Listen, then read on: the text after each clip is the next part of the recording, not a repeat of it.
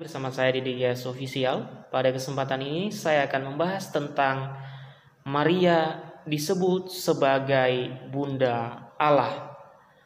Kita akan melihat mengapa Bunda Maria disebut Bunda Allah.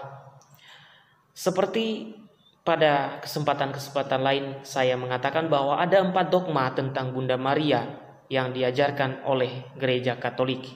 Dan pada kesempatan ini adalah dogma Maria Bunda Allah. Dogma Maria Bunda Allah dirumuskan dalam Konsili Efesus pada tahun 431 dan dijelaskan kembali pada Konsili Kalsedon tahun 451. Hal tersebut tidak berarti bahwa Bunda Maria menciptakan Trinitas dan tidak juga berarti bahwa dia sudah ada sebelum Yesus ada dalam keabadian. Melainkan semata-mata berarti bahwa Yesus adalah pribadi yang ilahi dan Bunda Maria adalah ibu dari pribadi yang ilahi tersebut. Jadi sebutan Maria Bunda Allah bukan berarti Bunda Maria itu adalah telah ada sebelum Yesus ada di surga sana. Lalu Bunda Maria melahirkan anak sehingga disebut sebagai Bunda Allah. Dalam pengertian ini, pengertiannya jauh lebih daripada sekedar itu. Penyebutan Bunda Allah sebenarnya berkaitan erat dengan pribadi Yesus dan melekat erat. Penyebutan Bunda Allah semata-mata untuk menunjukkan bahwa Yesus adalah pribadi yang ilahi. Memang tidak bisa dipungkiri bahwa banyak orang yang gagal paham terhadap adanya dogma Bunda Maria sebagai Bunda Allah. Banyak orang mengira bahwa dogma tersebut merupakan karangan Gereja Katolik dan tidak sesuai dengan kitab suci. Namun demikian, anggapan tersebut tentu saja tidak benar. Sebab semua dogma Gereja Katolik termasuk dogma tentang Bunda Maria sebagai Bunda Allah ditetapkan atas dasar ajaran kitab suci dan tradisi suci yang telah dihayati oleh gereja selama berabad-abad. Bahwa perumusan dogma tentang Bunda Maria sebagai Bunda Allah baru dilakukan di abad-abad berikutnya tidak menunjukkan bahwa dogma tersebut adalah ajaran yang baru ada atau ajaran yang diciptakan. Memang banyak orang selalu beranggapan bahwa frase Maria Bunda Allah tidak ditemukan dalam kitab suci. Karenanya mereka tidak mau menerima sebutan semacam itu sebagai sebuah kebenaran. Mereka lupa bahwa istilah Trinitas juga tidak disebutkan secara gamblang di dalam kitab suci, tetapi tetap diterima umum sebagai sebuah kebenaran. Perlu diketahui bahwa dasar dari dogma Maria sebagai Bunda Allah adalah karena Yesus Kristus yang dilahirkan oleh Bunda Maria adalah Allah, maka Bunda Maria disebut sebagai Bunda Allah.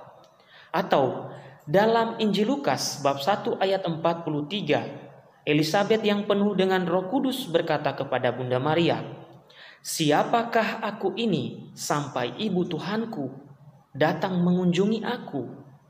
Sebab ketika salammu kudengar, anak dalam rahimku melonjak kegirangan." Nah, sederhananya adalah jika Yesus Kristus adalah sungguh Allah, maka tidak mungkin Bunda Maria bukan Bunda Allah. Jadi Bunda Maria disebut Bunda Allah semata-mata karena Yesus putranya yang adalah Allah. Perlu diketahui bahwa memang Bunda Maria tidak memberikan pengaruh apa-apa pada keilahian Yesus. Dan memang bukan itu arti dari seorang ibu. Seorang wanita hanya menjadi seorang ibu saat seseorang dengan sifat manusiawinya dikandung dalam rahimnya. Maria mengandung dan melahirkan Yesus Kristus atau pribadi ilahi, Tuhan atau firman Allah yang berinkarnasi. Karenanya Bunda Maria layak disebut sebagai ibu dari pribadi ilahi, atau gereja menyebutnya sebagai Bunda Allah atau Ibu Tuhan. Nah, ada juga orang yang mengatakan bahwa Tuhan tidak bisa memiliki ibu karena dia abadi. Tetapi perkataan seperti ini akan terbantahkan dengan sendirinya. Sebab itu sama saja mengatakan bahwa Tuhan tidak bisa mati di kayu salib karena Dia abadi. Padahal kita tahu bahwa jika Allah mengambil sifat manusia seperti kita, maka Ia tentu saja bisa dilahirkan dan mati untuk menebus dosa-dosa manusia. Lagi pula, penyebutan Bunda Maria sebagai Bunda Allah ditujukan untuk membantah bidat yang mengatakan bahwa Yesus hanyalah manusia biasa yang menjadi putra Allah pada saat pembaptisan atau kebangkitannya.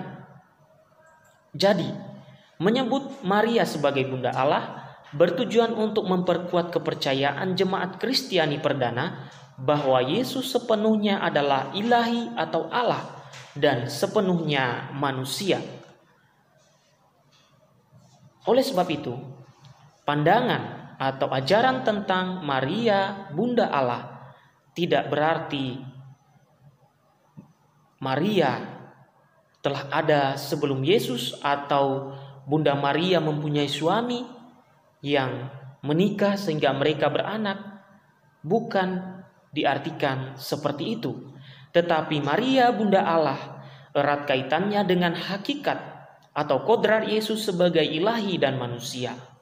Dan hal ini atau dogma ini dibuat untuk membantah dogma yang dibuat oleh aliran-aliran sesat pada zamannya. Semisalnya saja adalah Nestorianisme atau Ebionisme atau aliran-aliran sesat lainnya yang ada pada zaman itu, dan dogma ini melawan ajaran itu. Sehingga dogma ini bukanlah karangan gereja. Saya sebutkan tadi bahwa Elizabeth yang penuh dengan Roh Kudus dalam Lukas 1 ayat 43 menyebut Bunda Maria sebagai ibu Tuhan, sebagai ibu Yesus yang adalah Tuhan dan ilahi. Demikianlah pembahasan kita pada kesempatan ini. Salam sejahtera untuk kita dan sampai jumpa.